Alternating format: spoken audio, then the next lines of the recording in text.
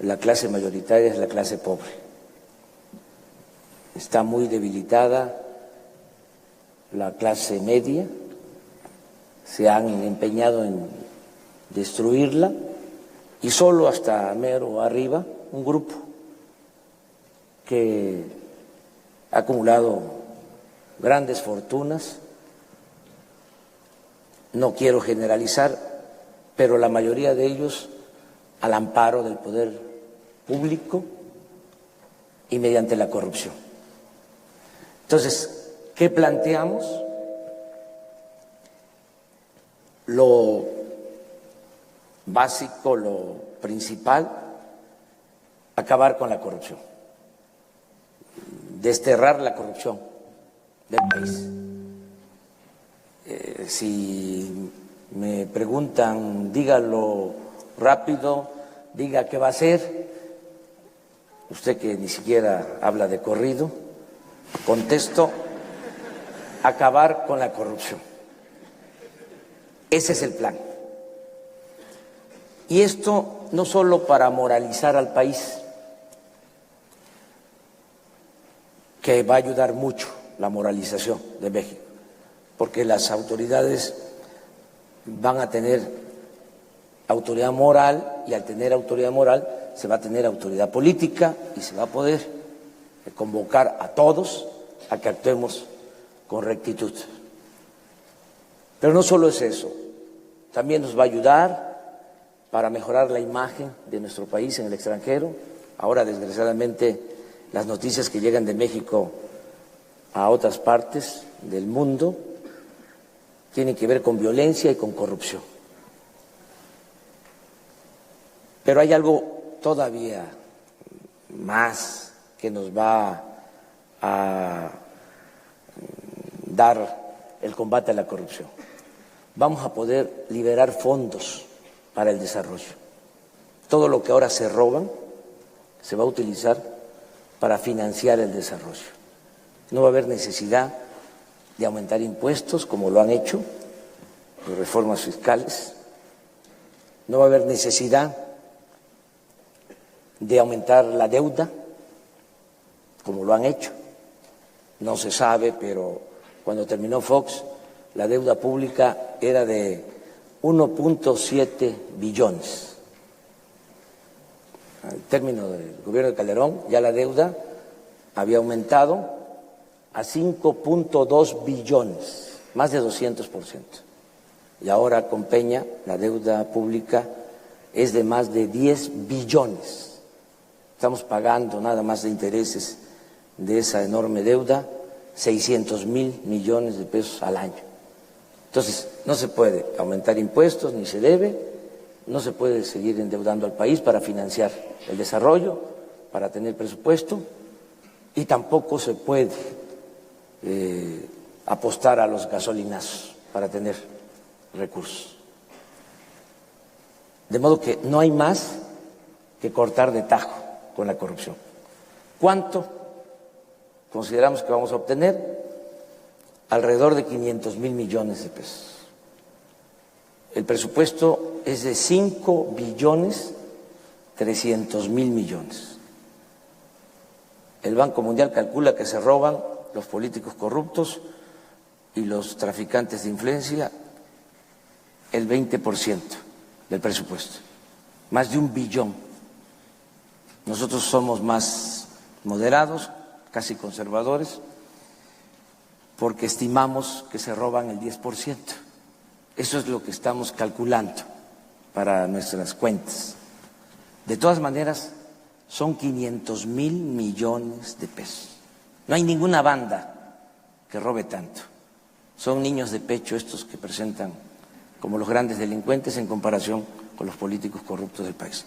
Entonces, vamos a contar con ese dinero, porque no se va a permitir la corrupción. Hay quienes seguramente van a preguntar sobre los cómo. Está resuelto. El principal cómo es que el presidente no sea corrupto y no tolere la corrupción. Ese es el principal cómo, hacerle. Lo otro es que vamos a terminar con los privilegios. Vamos a cortar el copete de privilegios que hay en el gobierno.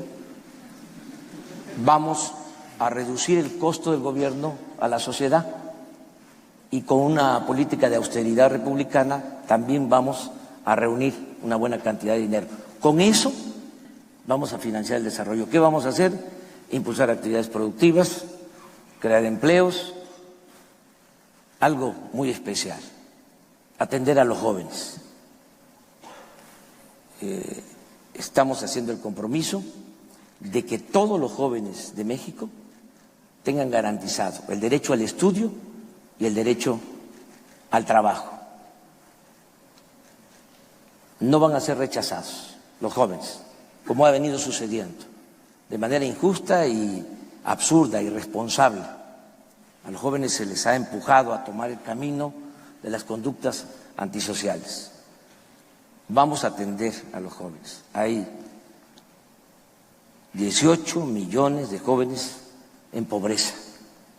No podemos enfrentar el problema de la inseguridad y de la violencia sin atender a los jóvenes, sin darles oportunidad de estudio y de trabajo.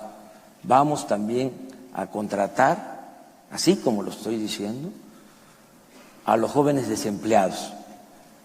Vamos a crear una red de tutores con empresarios, con dueños de talleres, con dueños de comercio, para que contraten a los jóvenes y la nómina la va a pagar el gobierno con el presupuesto público. Se les va a pagar a los jóvenes para que inicien como aprendices 3.600 pesos mensuales. 2.600.000 jóvenes van a tener garantizado el estudio con becas y trabajo. Lo resumo en una frase: becarios sí, sicarios no. Esto va a ayudar mucho para que se consiga la paz, la tranquilidad en el país. Una diferencia entre los que gobiernan y los adversarios nuestros, con lo que nosotros planteamos, una diferencia de fondo, es que nosotros consideramos que la paz y la tranquilidad son frutos de la justicia, que no se puede apagar el fuego con el fuego, no se puede enfrentar la violencia con la violencia. El mal hay que enfrentarlo haciendo el bien. Si se reactiva la economía, si hay empleo, si hay bienestar, si se atiende a los jóvenes, va a haber paz y tranquilidad en nuestro país. Eso, en esencia, en lo general, es nuestro programa, es nuestra propuesta. Está por escrito lo que les estoy diciendo de manera resumida y en el diálogo pues van a ir saliendo otras cosas. Muchas gracias. Gracias, candidato.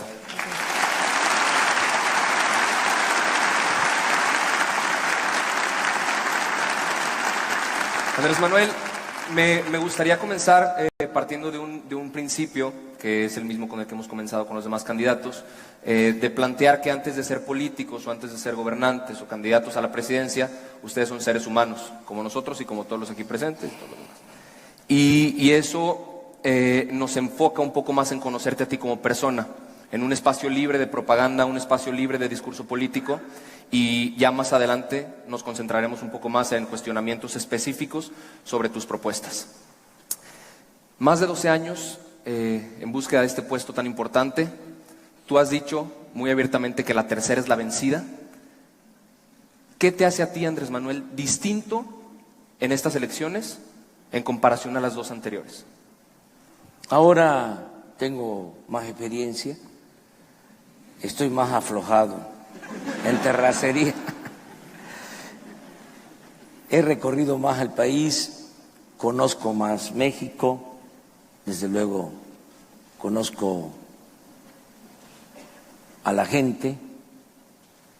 México son muchos Méxicos, es un mosaico cultural nuestro país, tengo más experiencia, tengo más claro lo que aqueja a México, lo que aqueja a la nación, por eso esto que expuse, de que el principal problema de México es la corrupción, lo puedo probar, porque lo he constatado, lo he estudiado, lo he analizado, he buscado la explicación del porqué de la crisis de México. Por cierto, encontré la mejor definición en un escritor, León Tolstoy, se los recomiendo. Él escribió en una ocasión de que un gobierno que no procura la justicia no es más que una banda de malhechores. Y eso es así de sencillo. Los que gobiernan el país son como una pandilla de rufianes. Entonces, tengo ahora más experiencia, ahora también hay más gente apoyándonos, el movimiento es amplio, es plural, es incluyente, tengo muy claro de que el problema no está abajo, no está en los ciudadanos, que el problema está arriba, en la cúpula de poder, que ni siquiera conviene pelearnos por la militancia partidista, porque los que realmente mandan, dominan, aplastan a todos, sin distinción de partido. Entonces, que debemos de ser muy tolerantes, convocar a todos los ciudadanos a participar, no odiar, no ver a quienes no piensan como nosotros como enemigos, sino como adversarios, no verlos como enemigos a destruir, sino como adversarios a vencer. Todo eso es parte del aprendizaje. Muchas gracias, candidato. Intentaremos ser breves con las siguientes preguntas para tener tiempo suficiente de abarcar varios temas. Con toda esta experiencia que ha ganado en el transcurso de los años, al día de hoy, ¿cuál piensas que es el perfil ideal que debería tener un presidente de nuestro país en el contexto actual de México? Honestidad. Esta es la clave de todo. Porque la corrupción no se da de abajo hacia arriba. La corrupción se da de arriba hacia abajo. En las familias, en las colonias, los barrios, los pueblos de México, hay una gran reserva de valores culturales, morales, espirituales. No es cierto de que el pueblo de México sea corrupto por naturaleza. Hace poco recordé lo que contestó Peña cuando le dijeron que sí, qué opinaba de la corrupción, y dijo que la corrupción era parte de la cultura del pueblo de México. Eso no es cierto, eso es falso. El problema está arriba. Entonces, si el presidente es honesto, los gobernadores van a tener que ser honestos, los presidentes municipales también. ¿Y crees tú que basta con ser honesto para ser presidente? Sí, creo que es lo más importante en estos tiempos. Puede ser que en otros tiempos, si no hubiese corrupción, si no hubiese la impunidad que hay, podría ser un agente eficiente, un buen técnico, un buen administrador público, pero ahora se requiere más que nada la honestidad para desterrar la corrupción, y se requiere gobernar con el ejemplo. Entonces sí es muy importante el que el presidente sea honesto. No olvidemos que tenemos un sistema presidencialista, entonces incluso una costumbre de estar atentos, pendientes a lo que hace el presidente. Los presidentes de ahora no dejan de ser tlatoanis. Tiene que ver con la tradición. son, decía don Daniel José Villegas, monarquías sexenales. Entonces, el comportamiento del presidente es muy importante. Por ejemplo, no todo se puede hacer con dinero. Los cambios, la transformación que nosotros planteamos no es nada más en lo material. Nosotros estamos planteando el bienestar material, pero también el bienestar del alma, y estamos planteando que se pueda cambiar el estilo de hacer política. Yo no voy a vivir en Los Pinos. Los Pinos van a pasar a formar parte del bosque de Chapultepec. Yo voy a seguir viviendo en mi casa. No me voy a subir al avión presidencial. No voy a ofender a la gente. Un avión que compró Calderón para Peña, que cuesta 7.500 millones de pesos. Todo esto es importante. No voy a andar rodeado de guardaespaldas, no voy a utilizar al Estado Mayor Presidencial. El Estado Mayor va a pasar a formar parte de la Secretaría de la Defensa. Voy a ganar menos de la mitad de lo que gana Peña, y voy por eso mismo a que se cumpla lo que ya está en la Constitución, nada más que es letra muerta, es un artículo empolvado, nadie lo conoce. El artículo 127 de la Constitución establece que nadie puede ganar más que el presidente de la República. Pero ministros de la Corte, magistrados, senadores, diputados, los que están ahora de moda, consejeros de organismos autónomos, 200, 300, 400, 500, 600 mil pesos mensuales. Eso no. Entonces, sí va a ayudar mucho el que se actúe con honestidad y que se entienda que el poder es humildad y que el poder solo tiene sentido y se convierte en virtud cuando se pone al servicio de los demás. Andrés Manuel, el discurso que has usado en los últimos años ha sido prácticamente muy parecido. Me imagino que tú te considerabas una persona honesta en la elección pasada y te considerabas una persona honesta dos elecciones anteriores. ¿Qué hay nuevo en ti? ¿Qué tienes por ofrecer en estas nuevas elecciones que sea distinto a las anteriores, aparte de la honestidad que tanto mencionas? Experiencia. Tengo experiencia más que, con todo respeto y sin ser presumido, que los otros candidatos. Yo fui jefe de gobierno de la Ciudad de México y entregué buenas cuentas en el tema que tanto preocupa. En el tiempo que goberné la ciudad, reduje la incidencia delictiva en 20% homicidios, y son datos oficiales, en 40% el robo de vehículo con violencia, en 38% secuestros. En general, reduje la incidencia delictiva en la ciudad. Tengo esa experiencia y sé pues que hace falta atender las causas que han originado la inseguridad y la violencia.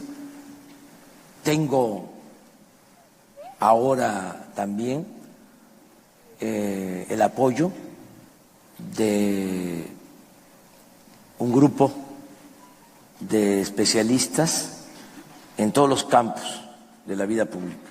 Tengo el apoyo de muy buenos economistas, muy buenos abogados, contadores, médicos, científicos. Es un equipo, antes que otros, no han hecho lo mismo otros candidatos. Nosotros ya presentamos un gabinete, los que van a gobernar, ya tenemos un plan de desarrollo que lo elaboraron integrantes de la sociedad civil, de todos los partidos y también de Ciudadanos Sin Partidos. Aquí en Monterrey nos ayudaron para la elaboración de ese plan. El que coordinó ese trabajo fue pues un exalumno del TEC, Alfonso Rombo, y otros técnicos que están aquí. Entonces, ahora me siento más apoyado, de modo que vamos a hacer un buen gobierno. Andrés Manuel, en el 2006, después de que la elección no se dio como tú esperabas, salieron a Reforma a hacer un bloqueo. Se dice que la deuda por ese bloqueo rebasa los 500 millones de pesos. ¿Qué podríamos esperar nosotros como mexicanos si no se da la elección en esta ocasión? Bueno, lo de Reforma se ha utilizado mucho para afectarnos. Se debería de hacer una reflexión objetiva. Si nosotros no actuamos de esa manera, hubiese habido violencia, aunque en los mensajes de nuestros adversarios digan lo contrario, porque son muy mentirosos, falsarios. No se rompió un solo vidrio. Yo llevo muchos años en esta lucha y no se ha roto un vidrio, porque nuestro movimiento ha sido, es y seguirá siendo pacífico. Entonces, ¿por qué fue lo de Reforma? Porque,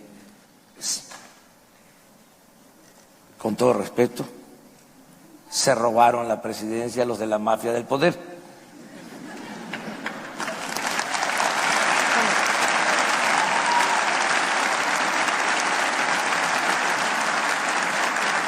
Y ya nada más termino. Claro, y si no hubiésemos actuado así, sí, se hubiese desbordado el movimiento y iba a haber violencia. Entonces, por eso decidimos hacer esa manifestación muy fuerte, muy radical, pero sin violencia. Pagamos los costos, pero no se derramó sangre, nadie perdió la vida y no fue poca cosa lo que hicieron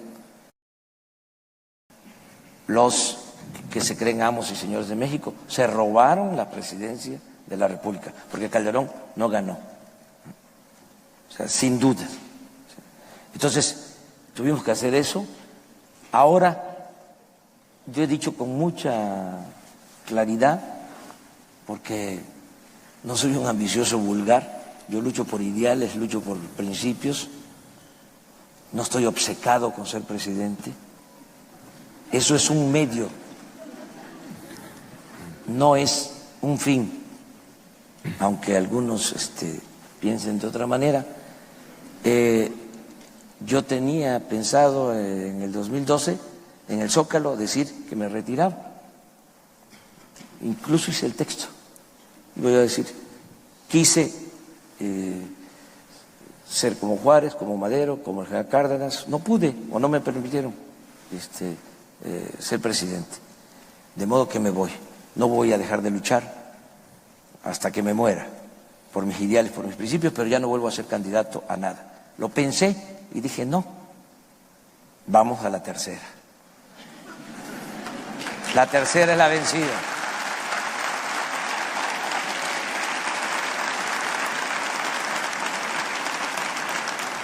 Pero no terminé la idea, nada más decirte eso. Tengo muy breve, por favor. Sí, tengo dos caminos, Palacio Nacional o Palenque, Chiapas.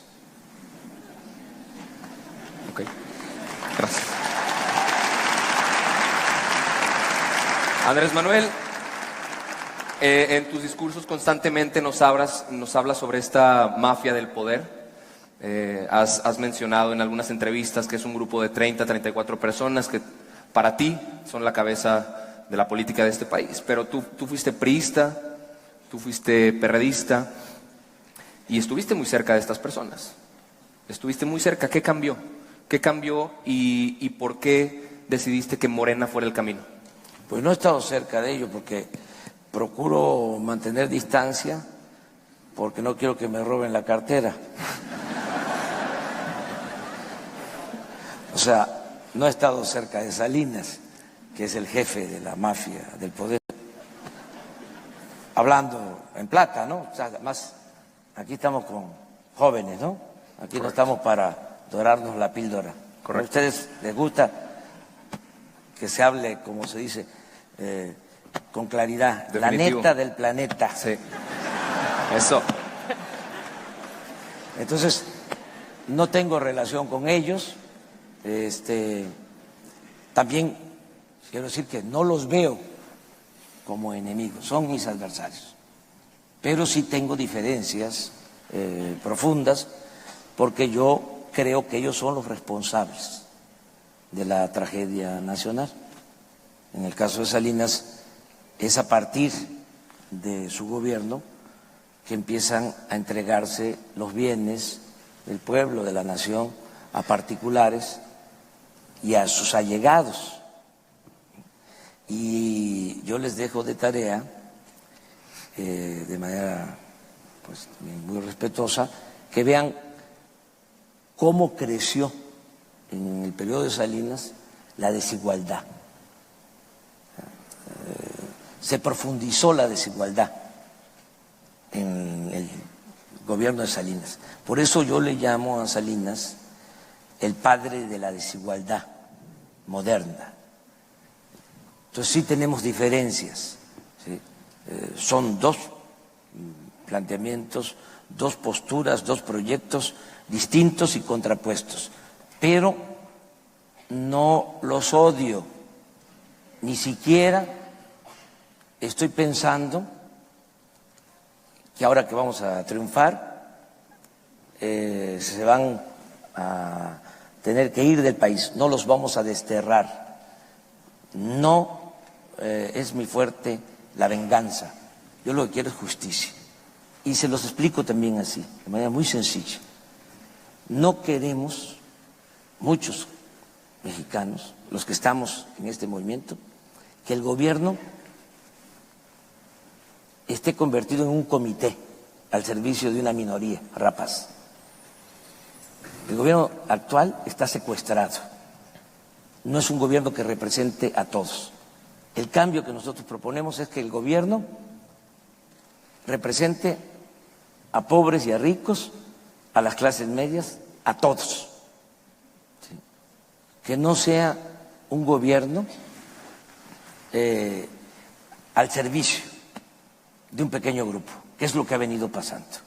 Entonces, la gran reforma es que podamos rescatar al Estado, al gobierno, y ponerlo al servicio de la sociedad. Gracias, candidato. Mucho nos ha hablado también sobre las características en las que está en desacuerdo de sus contrincantes en esta elección. Pero nos gustaría por un momento cambiar de tonalidad la plática y pues endulzarles un poco la cuchara y que nos dijera dos cualidades que ven ellos, dos cualidades que ven en sus contrincantes para estas elecciones. Pues no veo cualidades, la verdad. No ven ninguna cualidad de ninguno. No. Estamos hablando de quienes aspiran a gobernar un país en crisis. Esto no es un asunto de ser buena gente.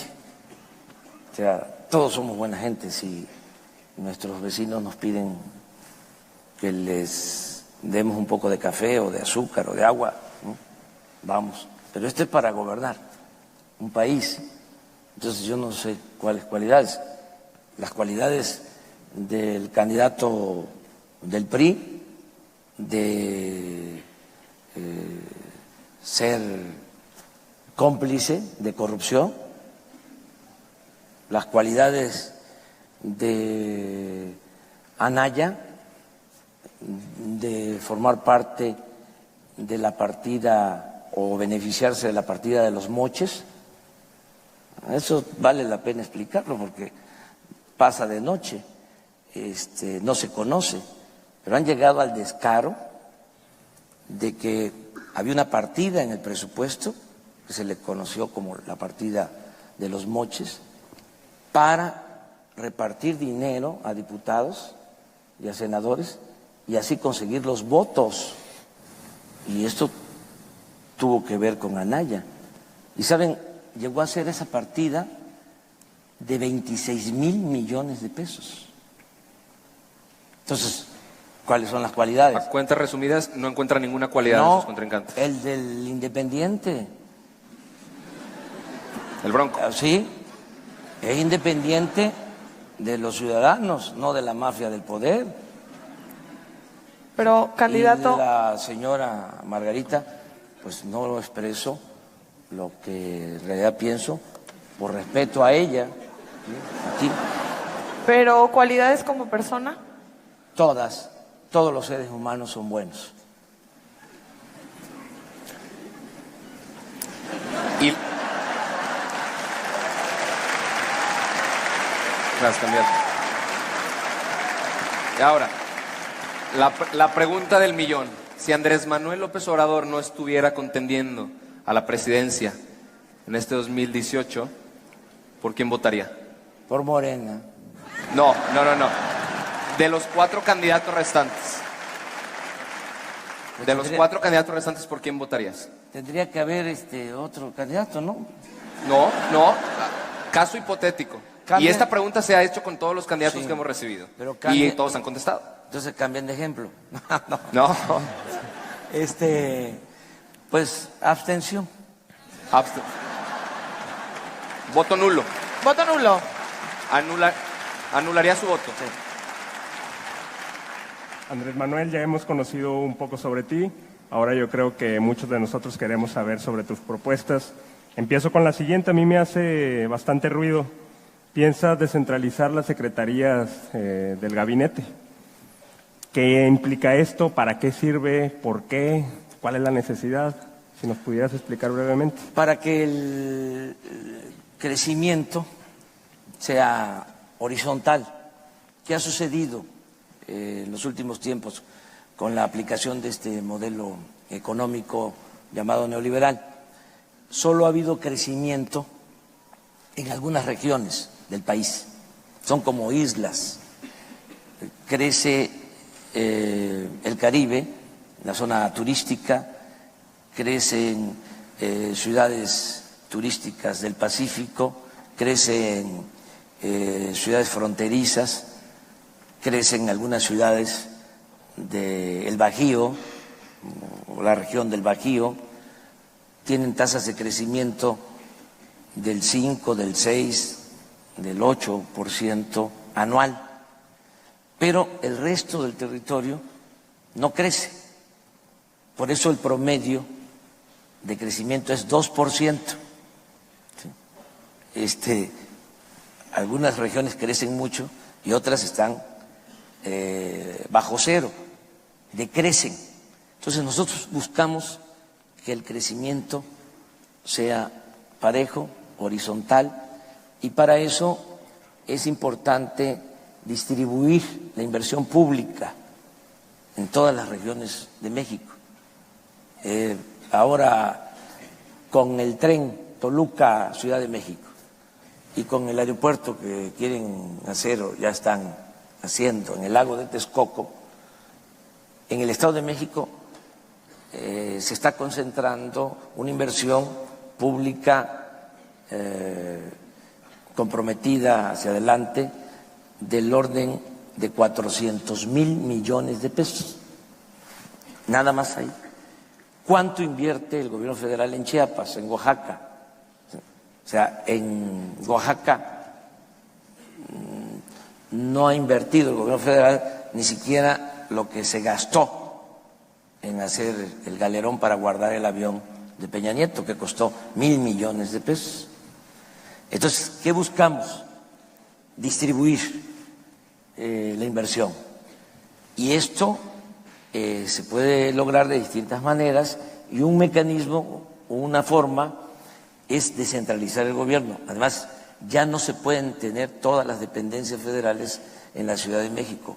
La Ciudad de México, la gran Ciudad de México, es muy vulnerable, no solo por sismos, sino porque ya no hay agua y hay que descentralizar.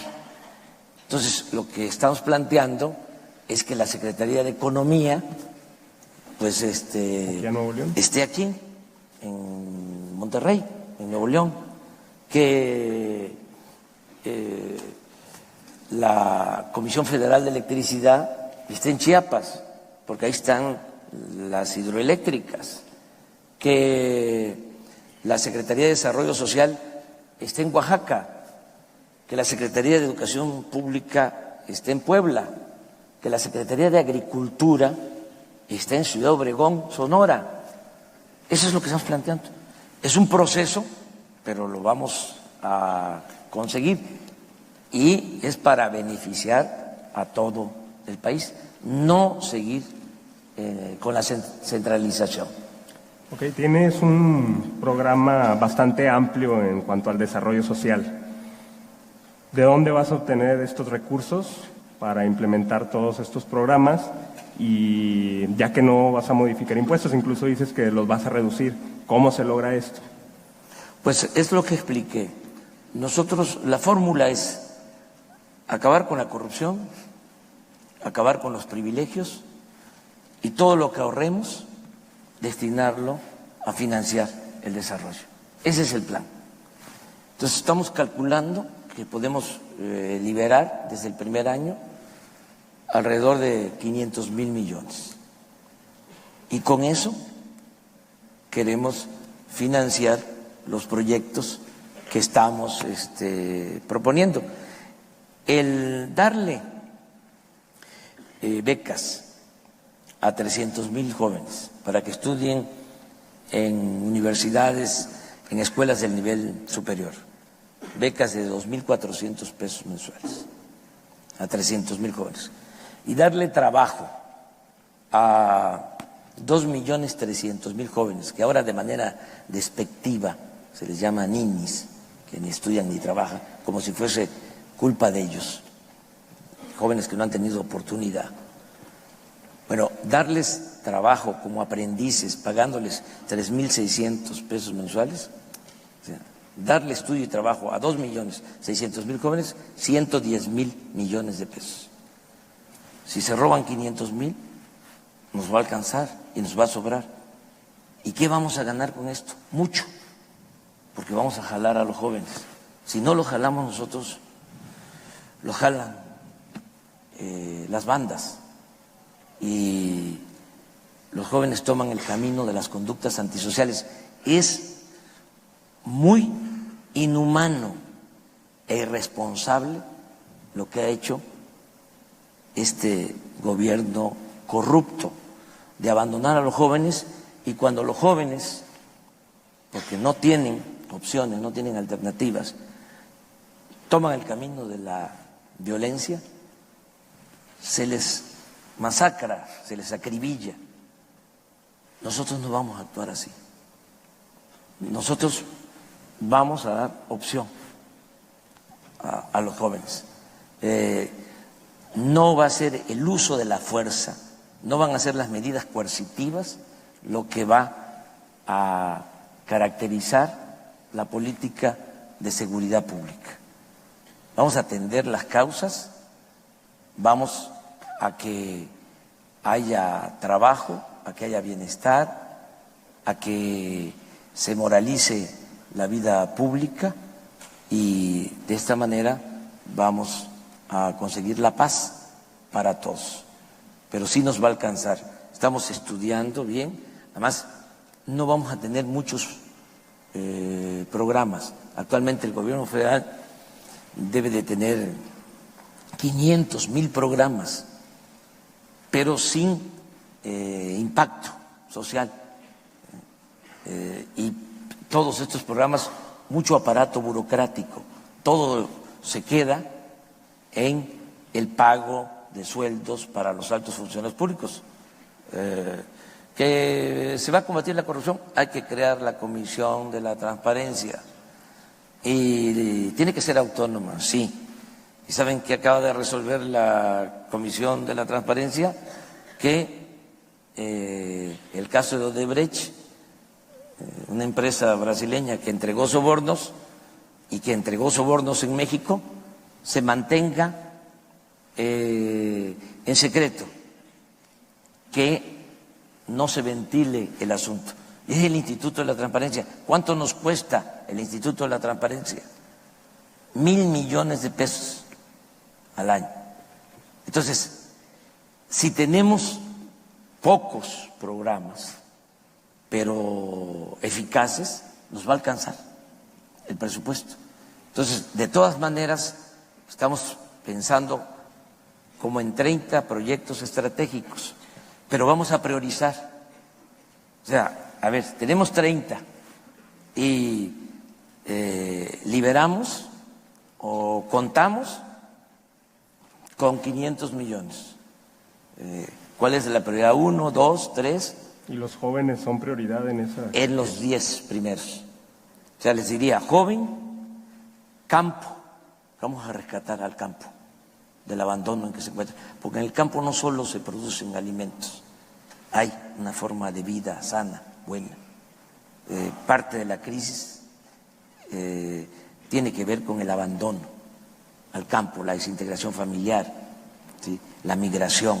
Entonces, vamos a regresar al campo porque también como política, y esto significa un cambio, ya no vamos a apostar a comprar lo que consumimos en el extranjero.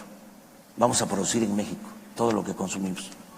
Es un absurdo que el maíz es originario de México. Es una planta bendita que se da en las costas, en los valles, en la sierra, en el calor, en el frío. Y estamos comprando maíz, 14 millones de toneladas. México es el país del mundo que más maíz compra en el extranjero. ¿Cómo no vamos a producir el maíz? ¿Y cómo vamos a estar comprando el frijol?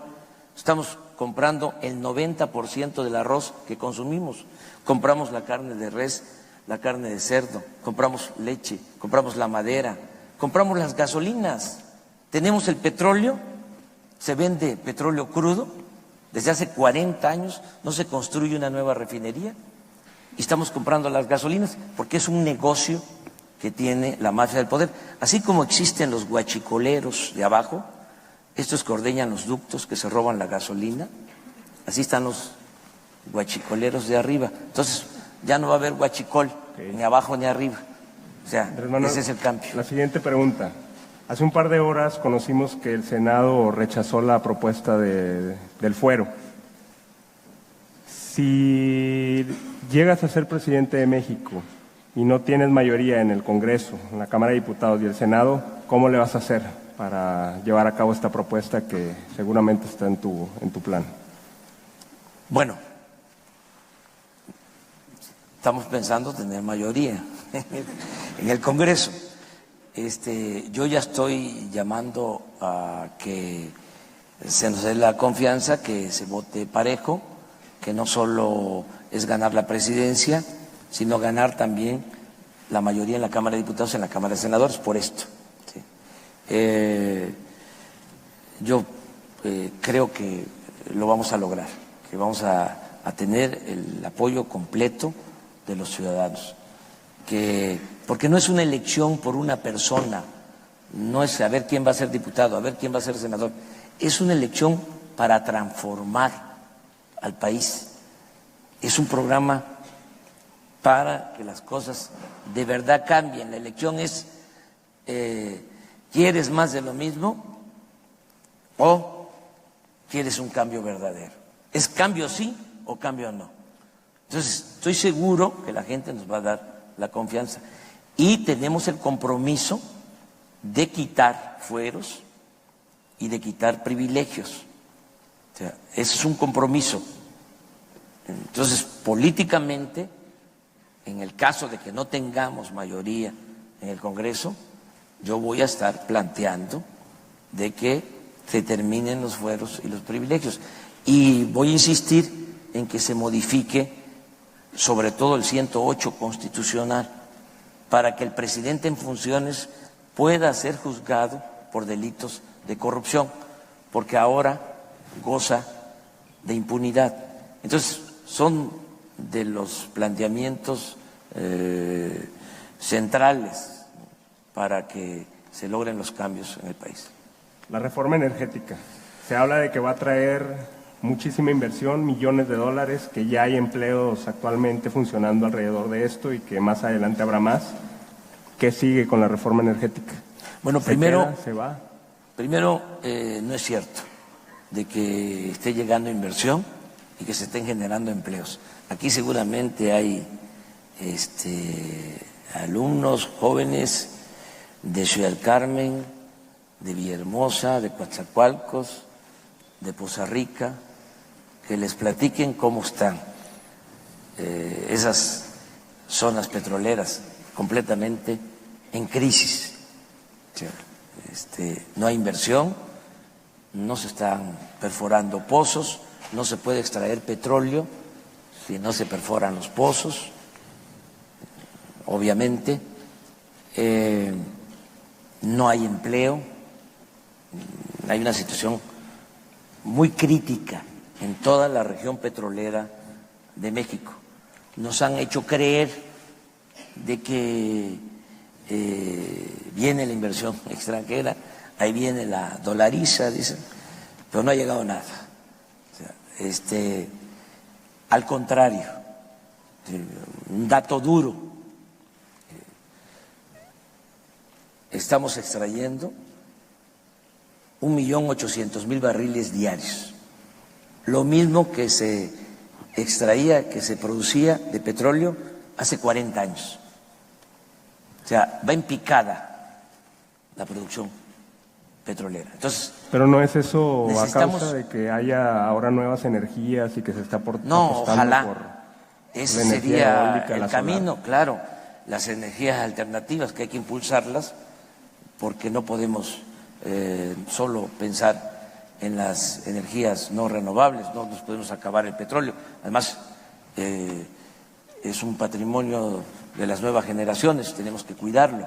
Pero apostarías por las nuevas energías. Claro que sí, claro, tenemos que llevar a cabo esa transición, ¿sí? Tenemos que cuidar el petróleo porque es un recurso, repito, no renovable, pero no es que se esté cayendo la producción petrolera porque ahora hay más energía eólica o solar, eso no, no es así, es porque no hay inversión, ¿sí?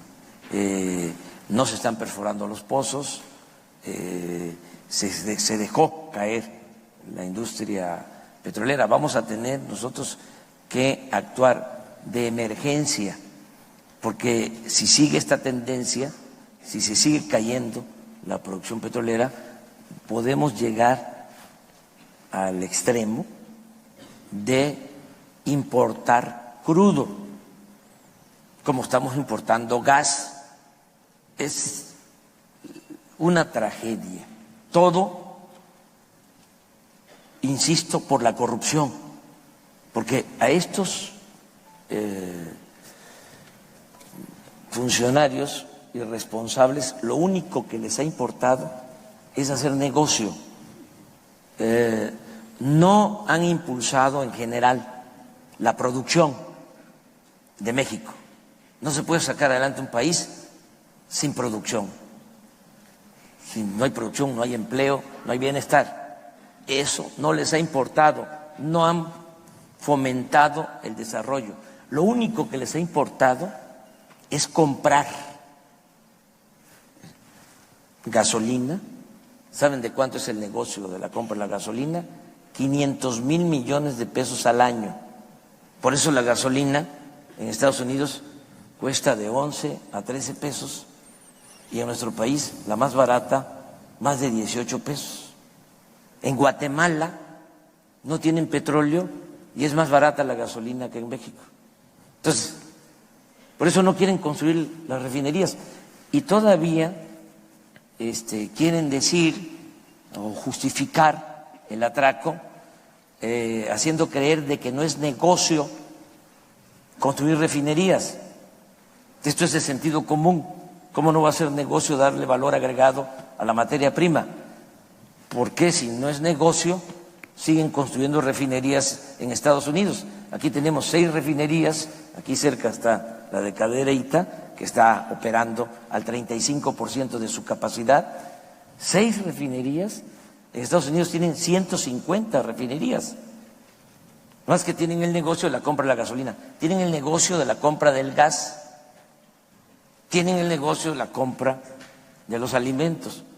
Entonces necesitamos revisar estas reformas estructurales sin cometer ninguna arbitrariedad, siempre actuando con legalidad, pero necesitamos revisar los contratos que hicieron a partir de la reforma energética para que podamos decir si esto beneficia a la nación, si esto es bueno para la nación. No es un asunto ideológico, no es un asunto político, es de juicio práctico.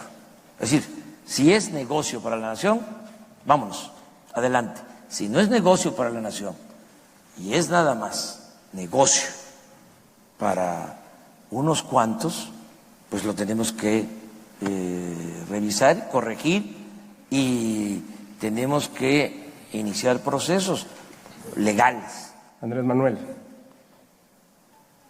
en una pregunta hipotética que te quiero hacer, 1 minuto para responder. Tu relación, si llegas a ser presidente de México, ¿cómo sería la relación con los países del norte? 1 minuto. Muy buena. Pero ¿qué, muy buena. ¿Cómo sería? ¿Qué habría entre...? Miren, no puede ser mala, porque tenemos con Estados Unidos 3.185 kilómetros de frontera. O sea, por geopolítica, además por cultura, todos los que viven en la zona fronteriza de México siempre han convivido en armonía con los que viven del otro lado de la frontera, pero además por convenir así a la economía, al comercio. O sea, tenemos que mantener una muy buena relación con el gobierno de Estados Unidos. Voy a convencer a Donald Trump, lo voy a hacer entrar en razón de que la mejor política bilateral, la mejor relación que podemos tener debe fincarse en la cooperación para el desarrollo. Que si nos ponemos de acuerdo y llevamos a cabo proyectos de desarrollo en México y también proyectos en Estados Unidos de manera conjunta, vamos a enfrentar los problemas de migración y de violencia. O sea, no se van a resolver los problemas con muros, ¿sí? No se resuelven los problemas militarizando la frontera, mucho menos ofendiendo a los mexicanos. O sea, va a tener el señor Trump que respetarnos, ¿sí? Porque nosotros siempre lo vamos a respetar. Entiendo. Y vamos a tener una actitud de mucho respeto tanto al gobierno de Estados Unidos como al gobierno de Canadá. Muchas gracias, candidato. Vamos a pasar a una dinámica muy rápida. Es la última parte de este segundo bloque, antes de pasar a las preguntas del público. Les recordamos, si tienen alguna pregunta, mandarla vía Twitter con el hashtag ActúaMX. En esta dinámica yo le voy a decir temas y lo que queremos es que nos conteste con una pregunta o una frase muy corta.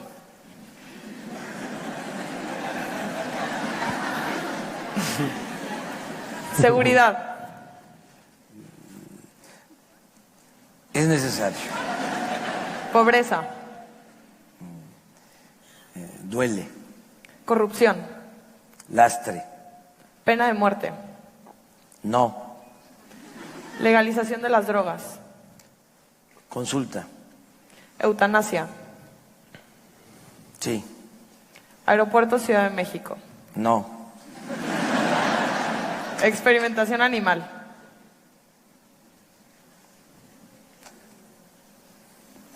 Análisis. Reforma educativa. Cancelarla. Equidad de género.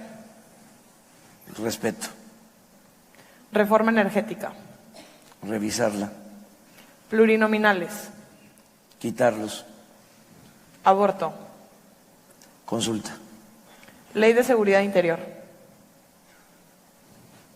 No hace falta. Fuero. Quitarlo. Seguro popular. Hacerlo efectivo. Matrimonio igualitario. Libertad. Telecán. Telecán. Necesario. Pensión expresidentes. Quitarlas. Partidos políticos. Moralizarlos. Amnistía para delincuentes. Consultarlo. Revocación de mandato. Aplicarla. Candidaturas independientes. Que sean auténticas. Seguridad. Necesidad sentida. Reducción de salario a servidores públicos. ¿De acuerdo? Procuraduría autónoma. Autónoma de la mafia. Pobreza. Ya lo dije. Sí. Duele. Gracias. Jóvenes. Frescura, inteligencia, amor. México. Lo mejor del mundo. Actúa. Actúa. Actúa. Actúa. Pues sí. Gracias.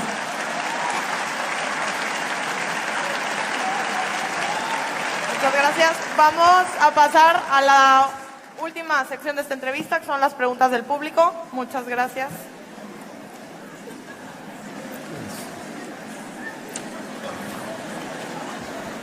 Comenzamos en temas de seguridad. Patti nos pregunta, ¿cuál es su plan en concreto para garantizar la seguridad de los estudiantes mexicanos? Bueno, ya hablé de atender las causas, que considero que esto es muy importante, y también para garantizar la seguridad de los jóvenes y de los ciudadanos en general, voy a ocuparme personalmente de atender el asunto, el problema de la inseguridad y de la violencia.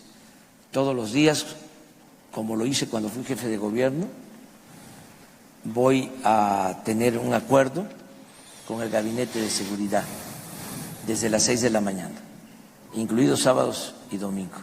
Y yo voy a recibir el reporte, el parte de la policía, del ejército, para saber qué sucedió en todo el país en las últimas 24 horas y vamos a tomar decisiones. No voy a delegar este asunto, voy a ser presidente y voy a ser también, como lo establece la Constitución y la ley reglamentaria de las Fuerzas Armadas, voy a ser comandante supremo de las Fuerzas Armadas. Gracias, candidato. Bueno, varios usuarios tienen esta pregunta. ¿A qué se refiere con amnistía? ¿Quiénes se verán beneficiados? ¿Y cómo se verá dentro del ámbito internacional? Sí, mire, es un tema polémico. Yo recorro todo el país, conozco todo México, todos los municipios de México los conozco, los he visitado más de una vez. Entonces me toca ir a regiones donde hay mucha violencia. He visto cosas que preocupan mucho. acabamos de tener hechos lamentables de la desaparición de una manera cruel de jóvenes en Jalisco y así en todo el país. No ha funcionado la estrategia que se ha aplicado desde hace 10, 12 años, desde que Calderón le pegó un garrotazo a lo tonto, al avispero, y declara la guerra al narcotráfico.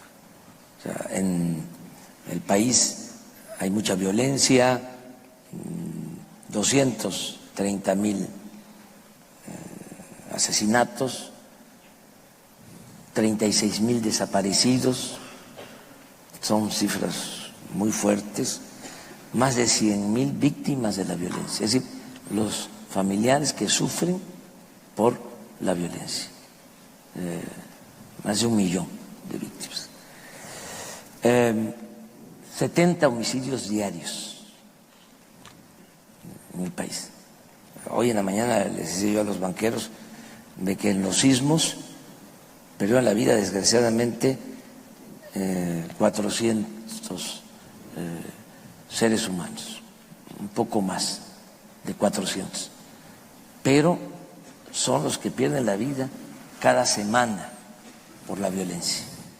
Entonces tenemos que buscar todos los medios para conseguir la paz. La guerra es la peor de las tragedias humanas. No podemos acostumbrarnos a esto. No podemos perder nuestra capacidad de asombro y de preocupación. Entonces, ¿qué vamos a hacer? Vamos a buscar todas las formas para garantizar la paz. Vamos a ganar el día 1 de julio y en todo el tiempo que sea presidente electo, hasta el 1 de diciembre, en este intervalo de tiempo, vamos a llevar a cabo una consulta amplia con especialistas, con personalidades del mundo. Estoy invitando por anticipado, por cuestiones de agenda, al Papa Francisco. Voy a invitar al secretario general de Naciones Unidas, voy a invitar al secretario general de Amnistía Internacional, voy a invitar a especialistas y vamos a analizar todo. Aquí se mencionó en una de las preguntas lo de la legalización de la droga. O sea, yo no quiero que dejemos ningún tema sin analizar.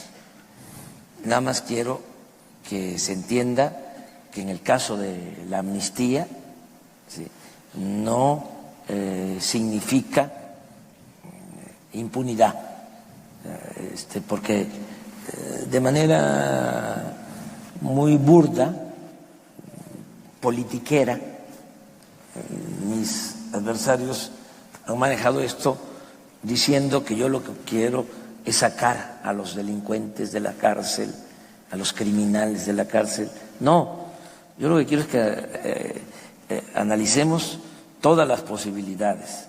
Nada más les voy a dar un dato. En la montaña de Guerrero, que es la región más pobre de México, ahí los campesinos indígenas siembran amapola y lo hacen para comer.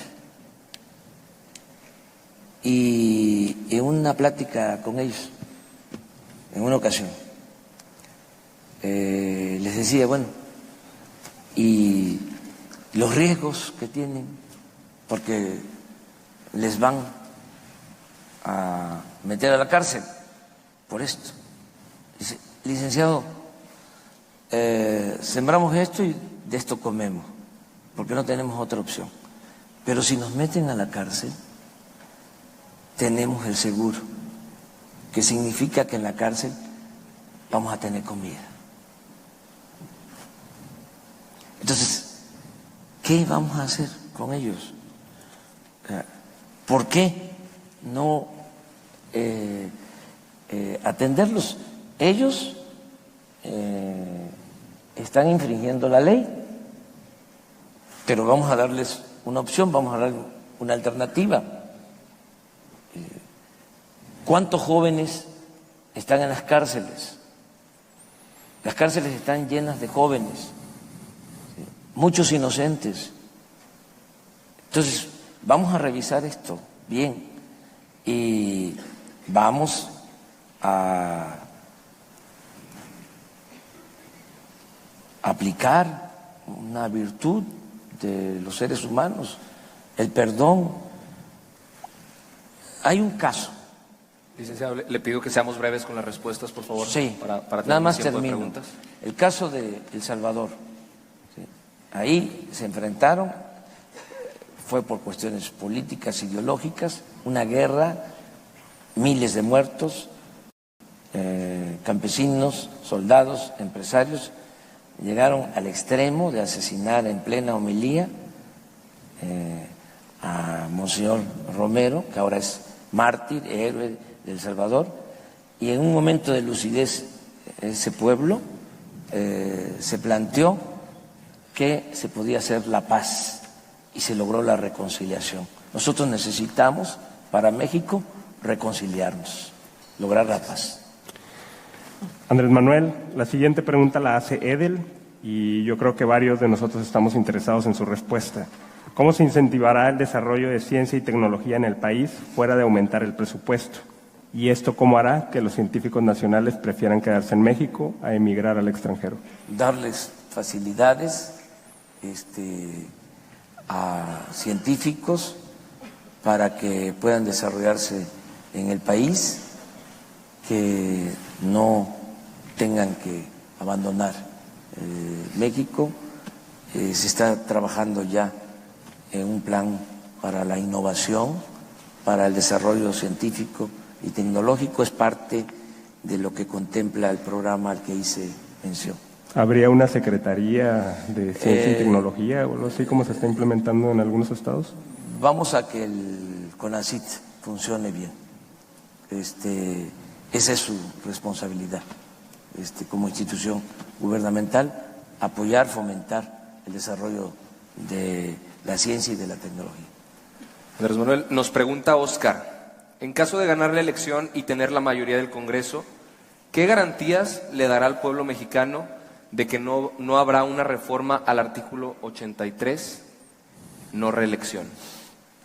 Son varias cosas. Primero, yo tengo principios, tengo ideales, estoy en contra de la reelección.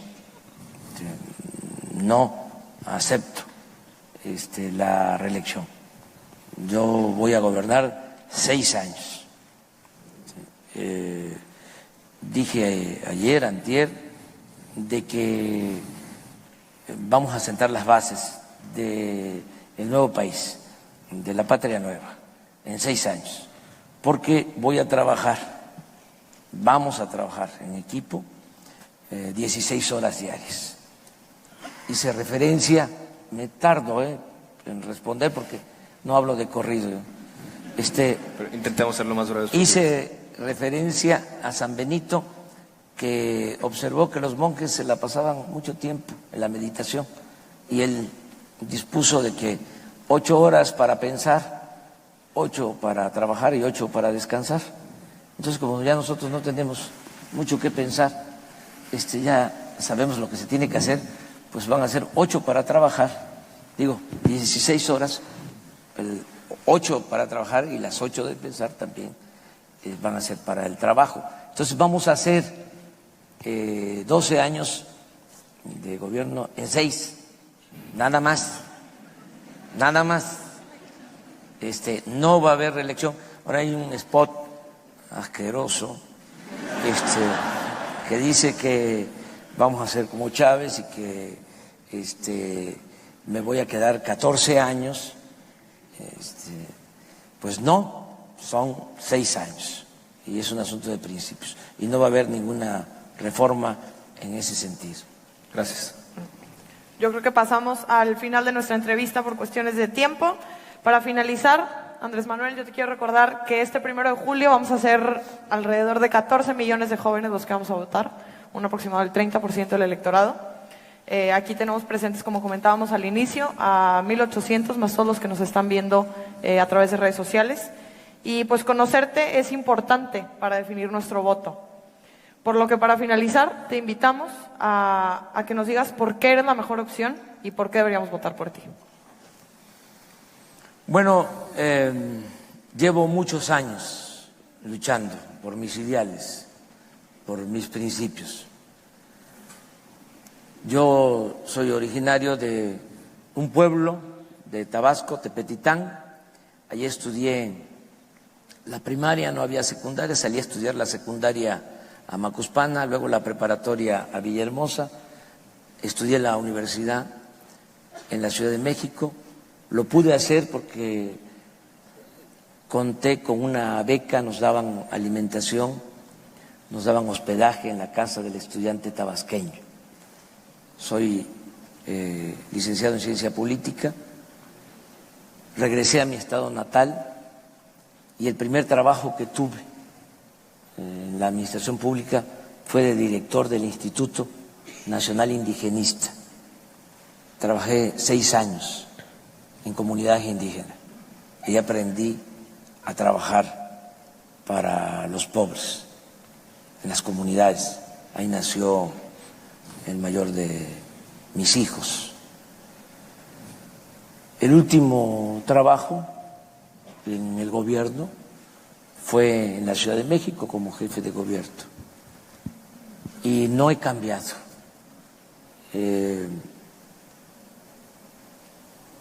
Siempre he pensado en todos. Creo que en el gobierno se debe atender a todos, se debe respetar a todos, se le debe de tener consideración a todos. El gobierno es de todos, a diferencia de los partidos, como su nombre lo indica, partido es una parte, gobierno es todo. Pero también siempre he tenido más preferencia por los humildes, por los pobres, y no voy a cambiar. Creo que podemos todos darle la mano al que se quedó atrás para que se empareje y que caminemos juntos. Eso ofrezco. Ofrezco honestidad, ofrezco experiencia, ¿sí? Y ofrezco mi profundo amor por el pueblo. Es un amor sincero. Yo creo en el amor a la naturaleza, en el amor a la familia, en el amor a la patria y en el amor al prójimo. Si tuviese que definir qué es lo social o qué es lo que se puede considerar como justicia y cómo resumirlo, diría que es el amor al prójimo, que tiene que ver con el pensamiento de toda la vida. Yo reconozco que aquí en el Tecnológico se enseña con dimensión social. Hace poco terminó un rector aquí en el Tecnológico, David Noel, que escribió un libro que se los recomiendo, que se llama La hipoteca social. Es un libro extraordinario, o sea, que hay que leerlo. Aquí aprovecho para agradecerles a ustedes esta invitación, esta institución que que fundó don Eugenio Garza Sada. De esta institución salieron dos personajes que yo admiro y respeto, Maquío y Luis Donaldo Colosio.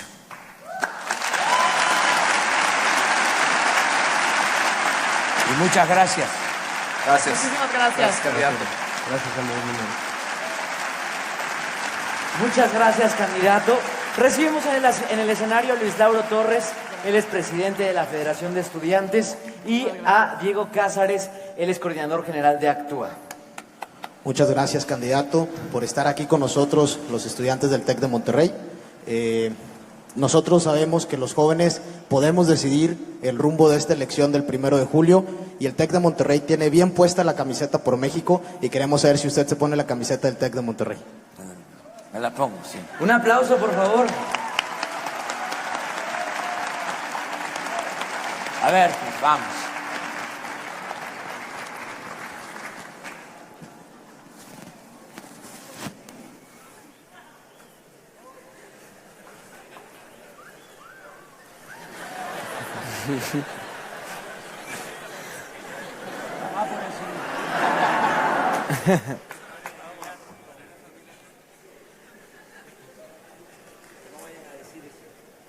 Más o menos.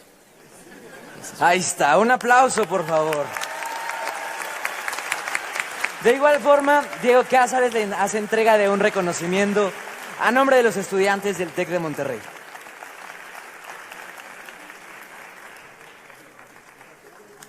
Y así despedimos el foro. Muchas gracias por acompañarnos.